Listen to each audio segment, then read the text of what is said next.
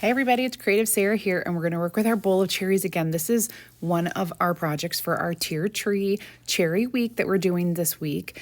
I am using a cute little cherry cutout with the cherries, and then we've got one of our 4x6 blocks from the block set, and I'm going to make a really cool background on there, all from the bowl of cherries transfer. That's our stencil that has the cherries.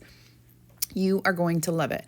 So I am just putting on a little bit of chalk paste here over my stencil, my silk screen stencil.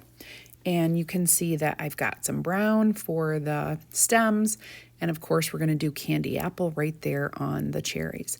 If you're new to my channel, just go ahead and comment VIP right there in the comments. I'll send you a message with a little link where you can click to join my free DIY and crafting group. If you're not in there, you want to make sure that you're in there, because that's where you're going to get all other ideas, inspiration, and insider information, folks. Yes, that's right. We got lots of awesome things that happen inside that group that you cannot see out here on our public page. So go ahead and join that group. Look at that cherry, so cute. Now I'm just going to go ahead and wax this wood block, because that's what we do with wood. It's got just a little bit of surface wax, make it smooth. And I'm going to place my background transfer. That's right, it's a silk screen transfer. You can call it a stencil if you want. That's exactly what it is.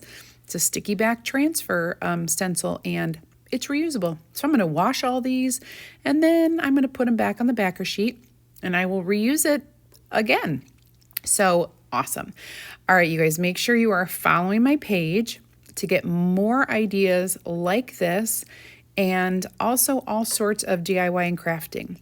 I hope you've enjoyed this. I'm just going to hot glue it together, and perfect for our display. Thanks for watching, everybody.